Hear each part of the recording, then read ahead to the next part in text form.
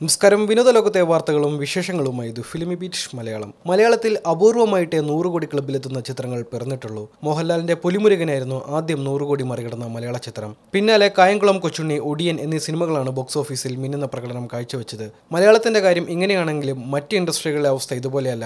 നിരന്തരം കോടികൾ വാരിക്കൂട്ടുന്ന ഇൻഡസ്ട്രിയാണ് ബോളിവുഡ്. 100ഉം 1000ഉം 2000 കോടികളുമായി ഇന്ത്യൻ സിനിമയെ അത്ഭുതപ്പെടുത്താൻ ഒരുപാട് സിനിമകൾക്ക് കഴിഞ്ഞിട്ടുമുണ്ട്. അക്കൂട്ടത്തിൽ രോഹിത് ഷെട്ടിയെക്കുറിച്ച് നമുക്ക് എടുത്തു പറയേണ്ടി വരും. തുടർച്ചയായി രോഹിത് സംവിധാനം ചെയ്ത 8ഓളം സിനിമകൾ 100 കോടിക്ക് മുകളിൽ സ്വന്തമാക്കി എന്നതാണ് അദ്ദേഹത്തെ വ്യത്യസ്തനാക്കുന്നത്. Golmaal 3, Singham, Bol Bachchan, Chennai Express, Singham Returns, Dilwale, Golmaal Again, Simmba എന്നീ സിനിമകളാണ് രോഹിത് ഷെട്ടി എന്ന സംവിധായകന്റെ പേര് തങ്കലിപികളാൽ എഴുതിയത്. വർഷങ്ങളുടെ പരിചയ സമ്പത്തുള്ള മറ്റൊരു ബോളിവുഡ് സംവിധായകന്മാർക്കും അവകാശപ്പെടാൻ കഴിയാത്ത തരത്തിലാണ് രോഹിത്തിന്റെ വളർച്ച. ബ്രഹ്മാണ്ഡമോ ബിഗ് ബജറ്റോ ഇല്ലെങ്കിലും പ്രേക്ഷകർക്ക് ഇഷ്ടപ്പെടുന്ന സിനിമകൾ കണ്ടെത്തി തിയേറ്ററുകളിലേക്ക് എത്തിക്കുകയാണ് രോഹിത് ചെയ്തിരിക്കുന്നത്. ബോളിവുഡിലെ ഏറ്റവും ഹിറ്റായ സിനിമയായിരുന്നു ഗോൽമാൽ. കോമഡി എന്റർടൈനറായി ഒരുക്കിയ ചിത്രത്തിൽ അജയ് ദേവ്ഗൺ, അർഷാദ് വാർഷി, ഹർമൻ ജോഷി, റിമി സൺ തുടങ്ങിയ വമ്പൻ താരങ്ങൾ അണിനിരന്നിരുന്നു. ഗോൽമാലിന്റെ വിജയത്തോടെ ഈ സീരീസിൽ വേറെയും സിനിമകൾ റിലീസിനെത്തിയിരുന്നു. എല്ലാം ഒന്നിനൊന്നും മികച്ചു നിൽക്കുന്നവയായിരുന്നതിനാൽ പ്രേക്ഷകർ ഇരുകയും നീട്ടിയായിരുന്നു ഈ സിനിമകൾ സ്വീകരിച്ചത്.